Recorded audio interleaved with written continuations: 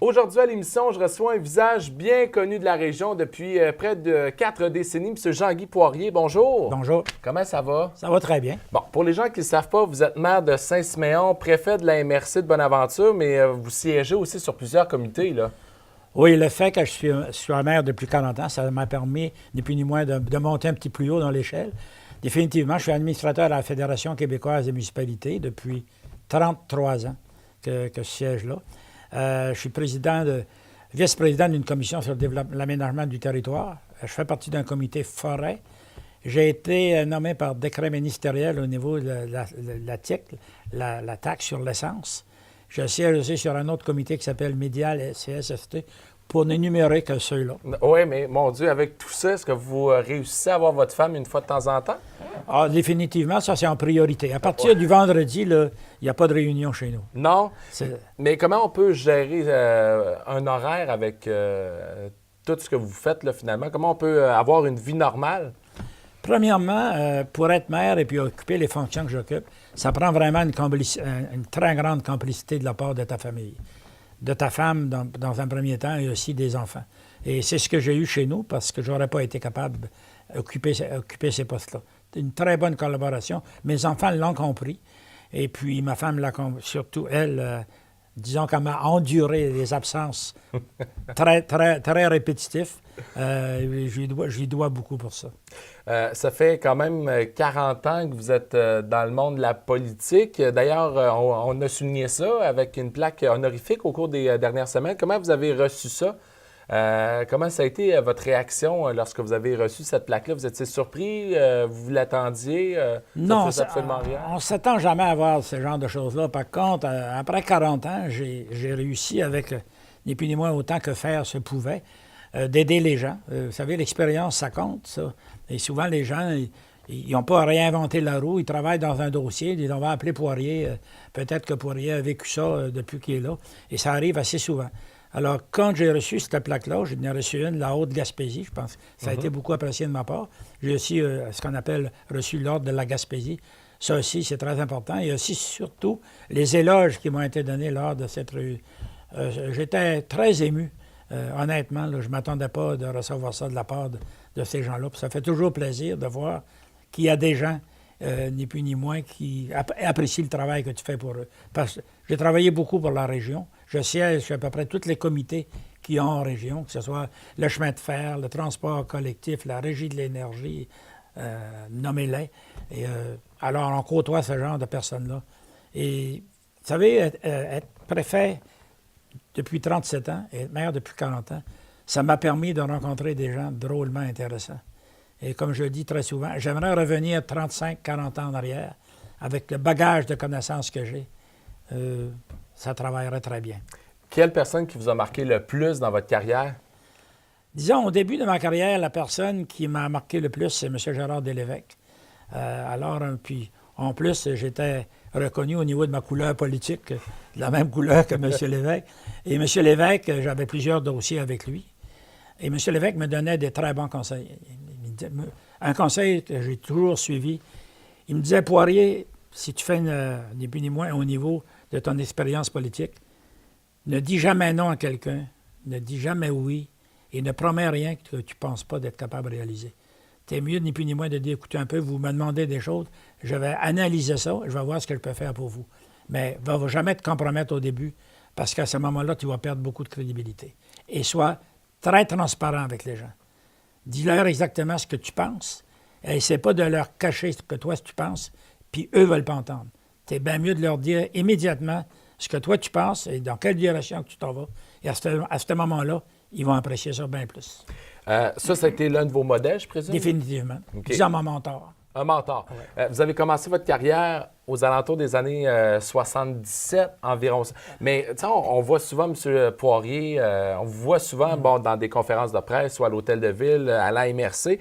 Mais avant 1977, c'était qui ce Jean-Guy Poirier? Bien, moi, premièrement, au début de tout, dans mon jeune âge, je suis allé travailler sur le Nord. Un exemple à Sept-Îles, Baie-Trinité, tous ces endroits-là, comme beaucoup de jeunes de mon âge. Parce qu'à cet âge-là, il y avait... Les gens, c'était pas vraiment nombreux, les gens qui faisaient 3-4 années d'université. On allait jusqu'au cégep, et ensuite, on s'en allait travailler. Et ensuite, je suis revenu en région, et j'ai travaillé 27 ans pour une compagnie de papier à New Ashman, Stone Consolidated, au niveau comptabilité. Et au niveau, ni plus ni moins, dans le commun des mortels, j'étais un type aussi qui animait des soirées, maître de cérémonie, conter des histoires, s'occuper de la musique, etc.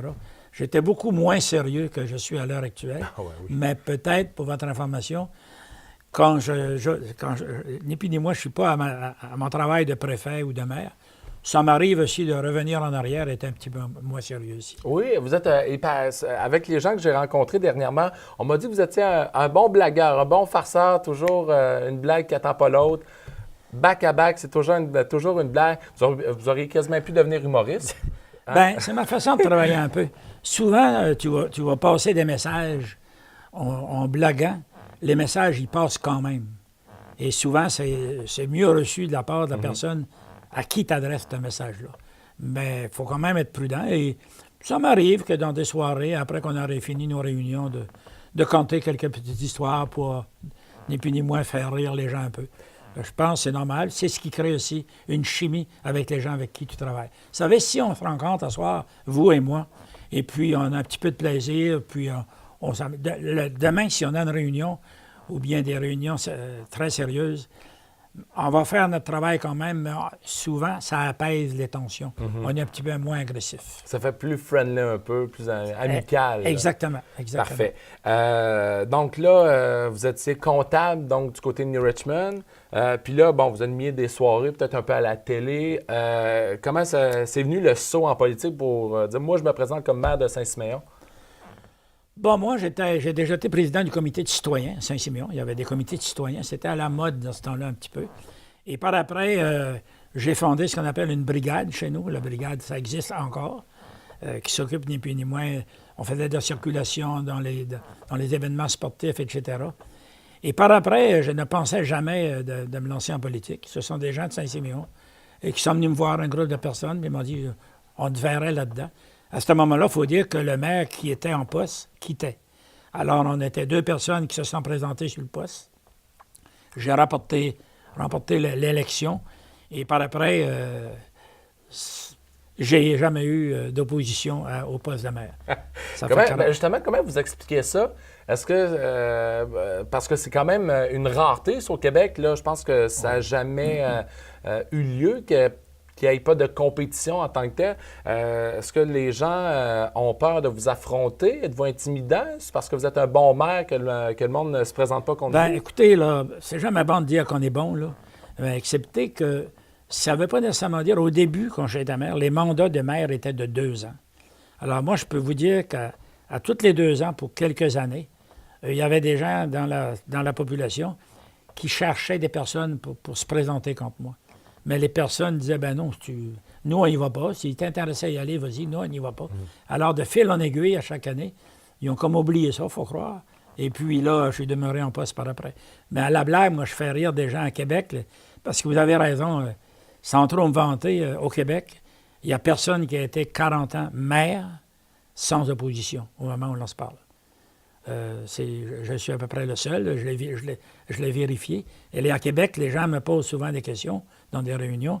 Comment se fait-il que vous êtes maire avec pas d'opposition? Qu'est-ce qui fait votre succès? Je leur dis, moi, il n'y a pas de problème. Lors des mises en nomination à Saint-Siméon, je mets du somnifère dans l'eau de l'aqueduc et les gens s'endorment et ils se réveillent le lendemain de la mise en candidature. C'était ma blague. Ah, puis ça passe bien, montre ça. Mais qu'est-ce qui fait votre succès, justement?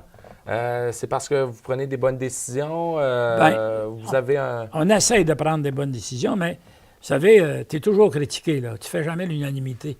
Il y a toujours des gens qui critiquent ou qui se posent des questions parce que ça ne fait pas leur affaire personnelle. Mais le secret, c'est premièrement de travailler en collaboration avec les membres de ton conseil municipal. Ensuite, être à l'écoute des gens. Vous savez, pendant 40 ans, je peux vous dire que j'ai été invité à certaines activités sociales. Ça ne me disait pas toujours d'y aller. Vous comprenez ça, quand c'est le soir, etc. Mais par contre, c'est là que tu fais ta force. Les gens, ils veulent te voir. Il ne faut pas juste aller voir les gens dans les mises en candidature, quand il y a une élection qui se présente. Il faut que tu sois présent. Parce que les gens, là, écoutez, ils regardent ça. Ils disent, le monsieur, c'est bien vrai, moi, il fait 3 ans qu'il ne me parle pas. Là, on est en élection cette année, puis il vient me parler. Pourquoi que moi, je verrais... Ça, C'est le secret pour demeurer. Être, ni plus ni moins, être présent, pas juste l'année de l'élection, les autres années aussi. C'est ça, succès. Définitivement, ça fait partie. Depuis 1977, je présume que ça en est passé des choses à Saint-Siméon. La municipalité a évolué aussi depuis que vous êtes là, grâce à vous. C'est quoi le projet qui vous a marqué le plus durant toutes ces années-là? Un projet que vous êtes fier d'avoir réalisé? Il faut dire que grâce à moi, oui, mais grâce à au conseil municipal, les membres de ton conseil, ce sont des alliés aussi, il faut que tu travailles avec. Et moi, autant à la MRC comme préfet qu'à la municipalité comme maire, les employés aussi ont un rôle important. Et moi, mes employés, j'appelle ça des partenaires de travail. Si tu n'as pas des partenaires de travail, il faut qu'il y ait une complicité entre ton personnel et toi-même si tu veux faire avancer les choses. Pour revenir à ce que vous venez de vous dire au niveau... Écoutez, moi, quand je suis rentré maire, mais c'était normal dans le temps, il n'y avait même pas de bureau municipal. Alors, ni plus ni moins, les gens allaient payer leurs taxes foncières dans une maison de particulier, dont le propriétaire était le secrétaire de la municipalité. Il n'y avait pas de salle communautaire. À l'heure actuelle, nous, on a une salle communautaire, et dans le sous-sol, il y a des locaux pour tous les organismes de la municipalité de Saint-Siméon qui les occupent gratuitement. Personne ne paye pour ça. Il n'y avait pas de chalet de sport comme on a là. Il n'y avait pas, ni plus ni moins, de chalet, ce qu'on appelle à la plage, à l'île. Il n'y avait pas de camping. Je pourrais en énumérer beaucoup des routes qu'on a pavées, mais je pense que ça fait répétitif de dire ça. Mais en gros, on a fait aussi ce qu'on appelle le centre multi-récréatif à Saint-Siméon, où que les gens... Il y a un terrain de tennis, il y a une patinoire, il y a un terrain de soccer, il y avait un terrain de balle molle, mais la balle molle, depuis quelques années, les gens ont délaissé ça. C'est tombé mort. C'est partout dans toutes les communautés. Tout ça mis ensemble... On vient de mettre en place l'année passée, avec un promoteur, un développement résidentiel où il va y avoir 32 endroits pour des résidences. On va commencer à faire la publicité la semaine prochaine là-dessus. Et c'est prêt. La route est, les chemins faits, l'aqueduc et l'égout sont rendus là. L'électricité, alors il y aurait juste aux gens de venir l'occuper. Puis, il y a eu la rampe aussi. La rampe il y a eu aussi, une rampe à bateau. Au 100e. Ça, les gens, il y avait un besoin pour ça. Et en passant, c'est pas juste les gens de Saint-Siméon qui l'utilisent, mais écoutez, c'est une rampe en fibrant. On ne commencera pas à mettre un gardien pour savoir si c'est juste des citoyens de Saint-Siméon qui viennent là. Alors, les gens qui viennent à la rampe, mais souvent, ils arrêtent au dépanneur chercher une petite bière en passant. Alors, en bout de ligne, c'est toutes des choses de même qui fait que ça fait rouler l'économie. Oui. D'ailleurs, au bout de 40 ans ou 37, tout près de 40 ans, on ne se tanne pas d'être maire? C'est pas routinier? C'est dans n'importe quel secteur d'activité. Il y a des matins que tu te réveilles et tu te demandes c'est quoi tu fais là. Si tu dis, écoute, tu te mets même en cause, mais après que tu as déjeuné, ça va bien. Oui, puis là, on recommence encore. On recommence encore, donc c'est comme ça que... C'est comme ça d'une activité à l'autre, d'un projet à l'autre qu'on demeure en place. Mais à 81 ans, c'est pas plus essoufflant un peu se lever le matin?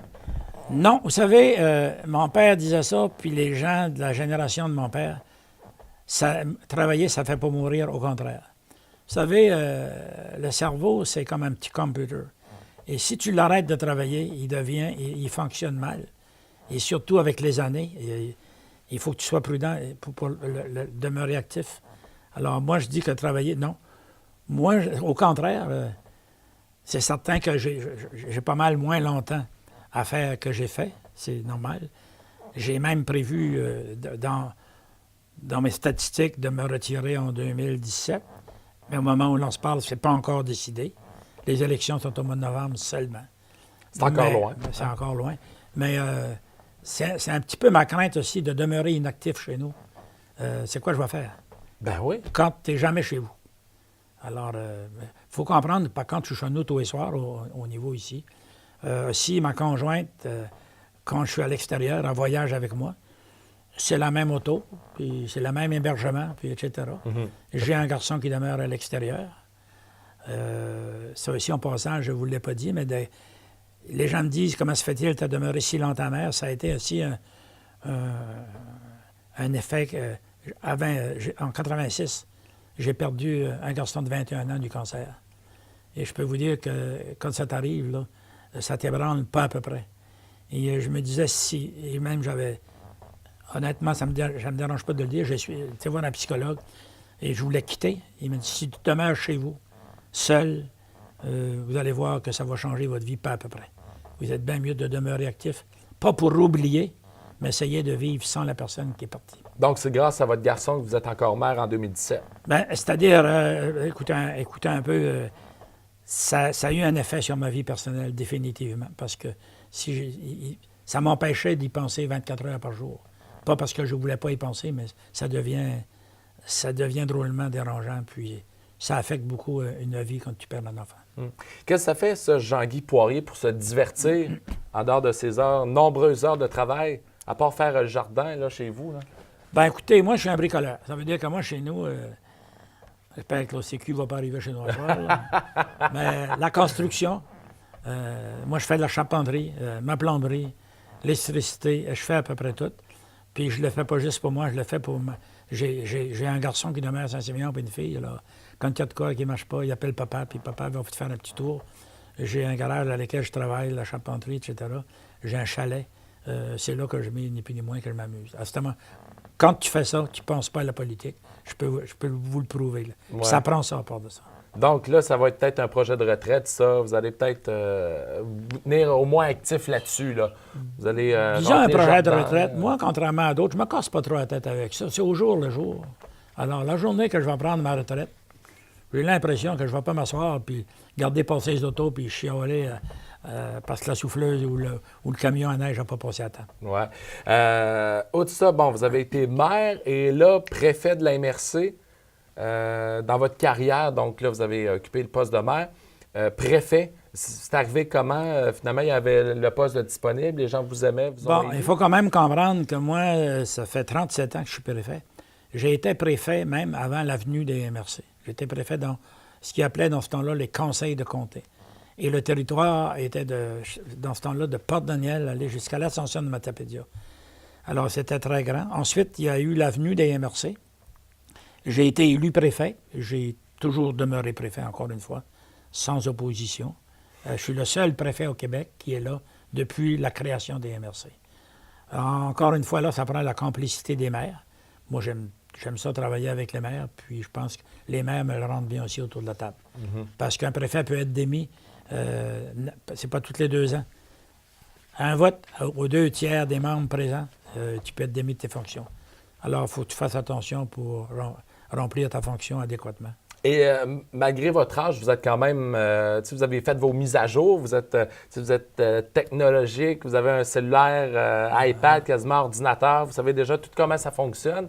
Je veux dire, il doit y avoir quand même, sans vous brusquer, mettons à 81 ans, vous avez vécu un peu à l'époque. Est-ce que c'est difficile de se mettre à jour en 2017, genre, mettons, le compost? Ces trucs-là. Vous, le compost, qu'est-ce que vous en pensez de ça? Êtes-vous pour ça, le compost? Pour moi, tu as eu des informations. Parce que le compost, je ne suis pas pour ça. Pourquoi? Bon. Expliquez-nous ça. Parce que, écoutez, je vais vous dire une chose. On a créé un site d'enfouissement à Saint-Alphonse qui a coûté 14 millions. Et là, on fait de la récupération qui est bien correcte. Bon. Le LET à Saint-Alphonse, il coûte de l'argent. Il y a des frais fixes là-dessus. Alors, nous autres, admettons, il y a tant de 1000 tonnes qui rentrent là par année. Et les frais d'opération sont calculés. Ensuite, chaque municipalité est calculée pour le nombre de tonnes qui va là. Et là, à l'heure actuelle, avec la récupération, on a une diminution. Il y a beaucoup de moins de tonnes qui rentrent là, ce qui veut dire le prix de la tonne pour l'enfouissement des déchets domestiques augmente. On paie pour la récupération. Si on fait du compost, ça va encore être du matériel de moins qui va rentrer au LET. Je ne dis pas que c'est pas bon, là. Et à ce moment-là, les coûts de la tonne vont encore augmenter. Alors, coût de la tonne augmente au LET, on paye pour la récupération et on va payer pour le compost. C'est une dépense de plus? Je ne dis pas que c'est mauvais, mais en fait, quand c'est une dépense de plus, parce que qu'il rentre 50 000 tonnes à Saint-Alphonse ou 10 000 tonnes, il y a des coûts qui demeurent là quand même. Alors, c'est ce que moi, j'en discute. Mais écoutez, en 2022, là, c'est retourné en 2022, ça va être une obligation, ça va être une loi provinciale, puis on n'aura pas le choix. OK. Donc, Mais Jean-Guy si vous êtes Poirier- encore, Jean- si vous êtes non, encore non, là, non. là, En 2022, je peux vous le dire un matin. Jean-Guy Poirier ne sera pas là. parfait. À la MRC, un bon dossier que vous êtes content d'avoir, qui vous tenait à cœur puis que vous avez réussi à réaliser. Ben, Vous devez en avoir eu plusieurs quand même en 40 ans. Là, mais- On a beaucoup de dossiers. On a, nous autres, un secteur d'activité chez nous qui travaille très bien au niveau de la forêt, ce qu'on appelle les TNO, les territoires non organisés, et les lots intramunicipaux surtout. Nous, on fait travailler des gens. Les groupements forestiers travaillent pour nous autres. Dans la boîte à la MRC, j'ai un technicien forestier qui est mesureur et j'ai aussi un ingénieur forestier. Alors ça, nous, on va chercher beaucoup d'argent avec ça, ce qui permet au niveau administration que les quotes-parts des municipalités ne sont pas élevés. Pourquoi? Parce qu'on va chercher des revenus connexes.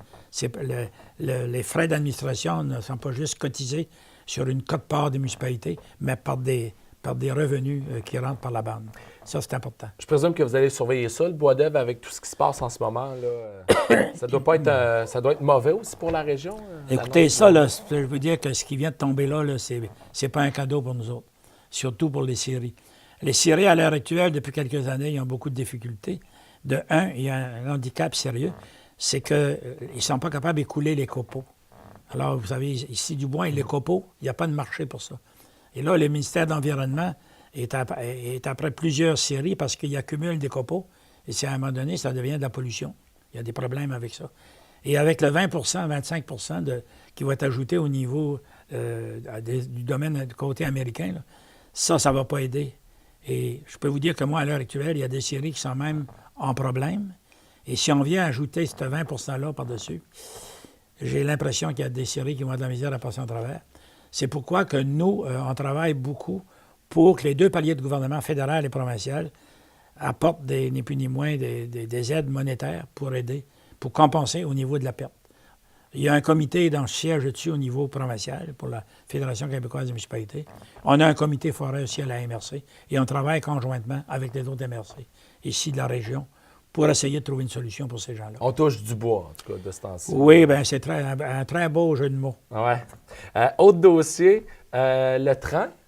Hein? Est-ce que vous allez le prendre, le train passager, si ça revient dans la région dans quelques années?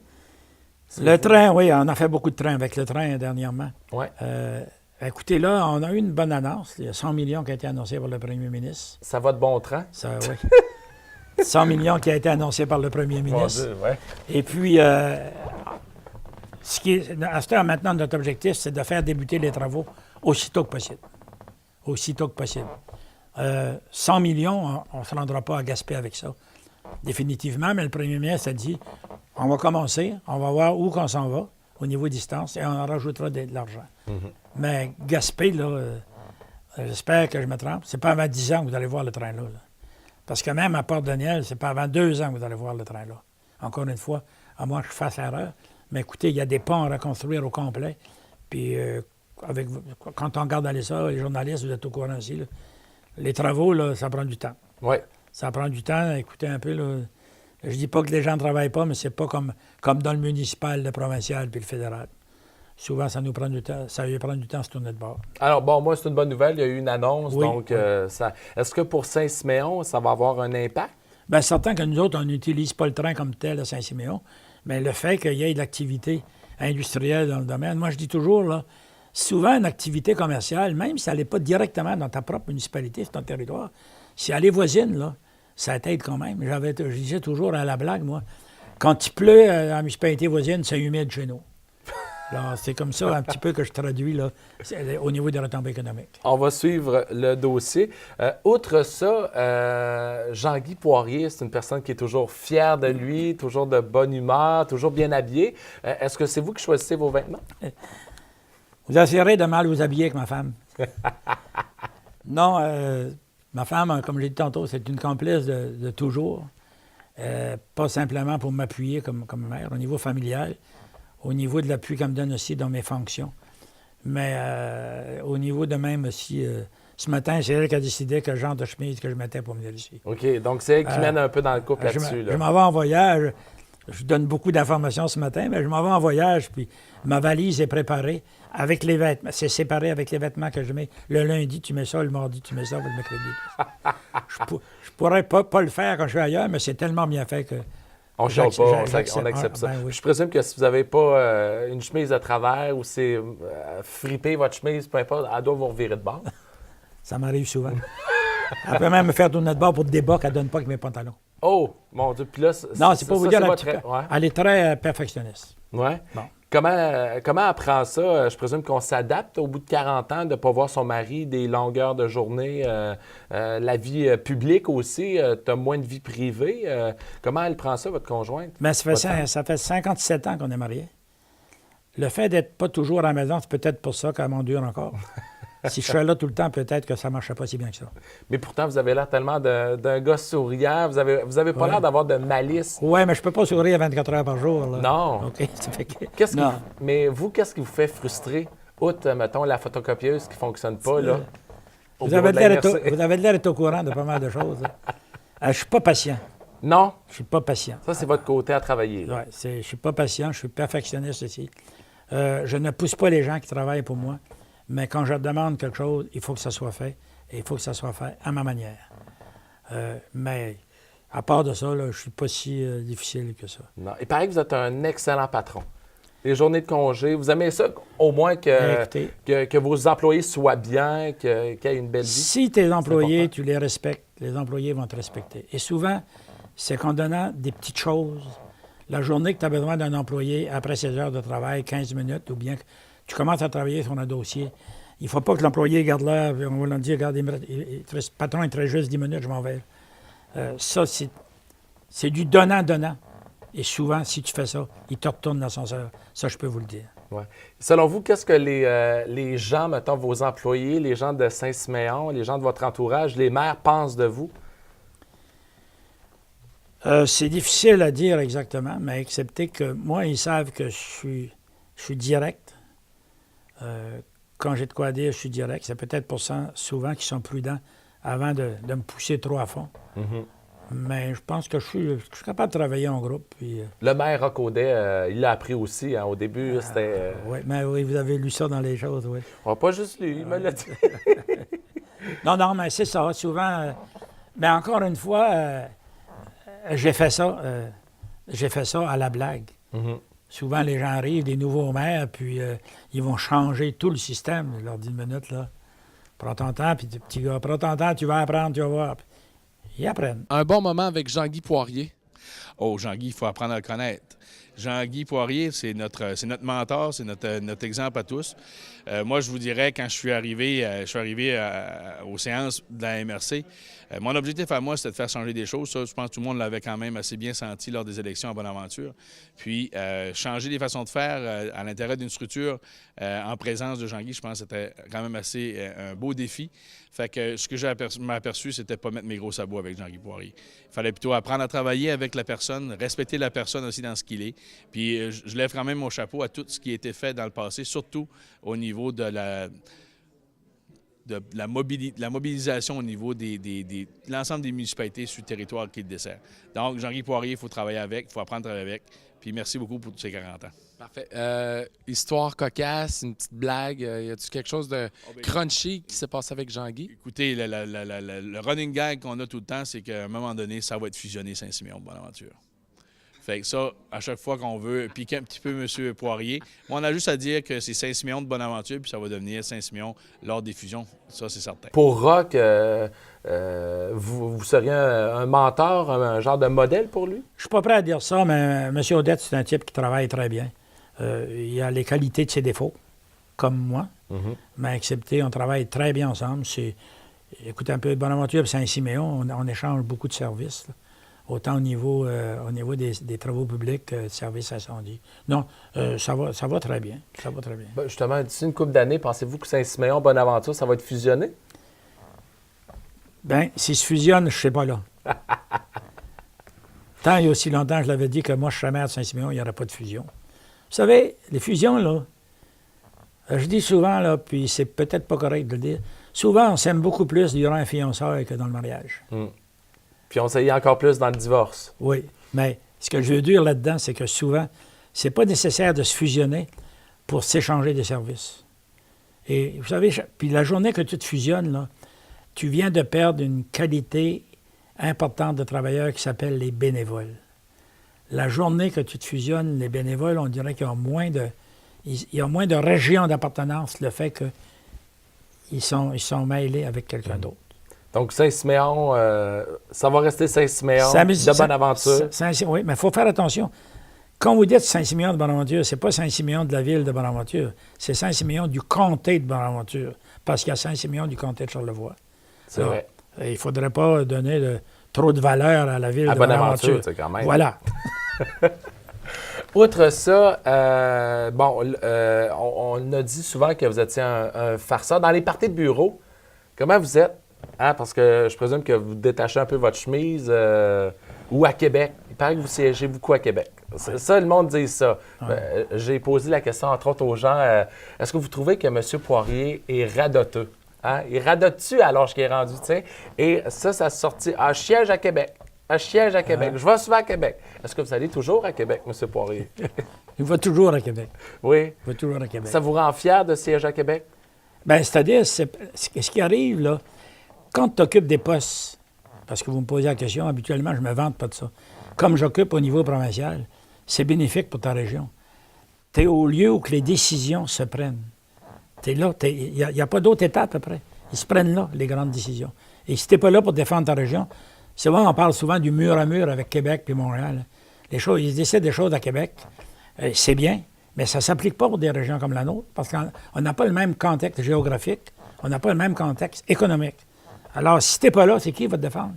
Personne. C'est là l'importance d'être là. C'est là l'importance de bien représenter ta région. Tu n'es pas nécessairement obligé d'être député pour autant. Parce que souvent, moi, j'ai pas de parti, j'ai pas de ligne de parti à suivre. Tandis qu'un député, souvent, il a plus de difficultés à passer les projets de sa région parce qu'il y a une certaine, ni plus ni moins, discipline au niveau de la ligne de parti. Moi, je ne l'ai pas. Êtes-vous un peu le Rambo de la Côte-Nord, un genre de sauveur pour la Gaspésie? Non. Pas à ce point-là? Pas à ce point-là, je n'irai pas jusque-là. Et j'espère que vous ne me comparez pas à M. Rambo. Non. Non, vous êtes plus doux que lui. Hein? On va se le dire. Beaucoup plus doux. Il travaille-tu trop, selon vous? Moi, selon moi, je trouve qu'il travaille trop. Il s'investit beaucoup. Il a été élevé là-dedans. Ça fait 40 ans qu'il fait ça. Je le trouve terriblement avec des fortes capacités de faire tout ce qu'il fait là. Parlez-moi-en. Comment il est, Jean-Guy Poirier, en dehors de son personnage? Là? Comment il est dans la vie de tous les jours? Bien, dans la vie de tous les jours, je pourrais pas vraiment dire. Peut-être Denis peut plus répondre parce que c'est son oncle. Là. Bien, à chaque fois qu'on rencontre Jean-Guy Poirier, c'est toujours une poignée de main, puis un sourire, puis une histoire ici, mais une histoire là. Puis c'est un type vraiment formidable dans le sens... il a beaucoup d'humour, puis il aime les gens, puis il aime sa famille, puis il aime son monde, puis c'est une bonne personne, je pense. C'est un rigolo? Ah oui, c'est rigolo. Oui. Est-ce que Jean-Guy aurait dû être plutôt humoriste au lieu de maire, préfet et compagnie? Je pense qu'il aurait... Il a été comme bon pour compter des histoires. Des histoires salées. Oui? Oui, les bonnes histoires salées. Sans aller plus loin là-dedans, là, mais il aime bien dans les soirées, là, à un moment donné, là, mettre son petit grain de sel dans les histoires. Il y a toujours une bonne histoire là, salée à compter. Oui, peut-être qu'il pourra vous en parler lui-même de ces histoires, là, mais ça nous fait toujours rire. On a du fun avec lui. Jean-Guy, c'est un gars qui va mettre le party dans la chose. Ça comment? Soir content. Commençant avec un petit joke, une petite histoire, là, comme Denis disait tantôt, des fois assez salé, tout dépendant de l'auditoire qu'il a.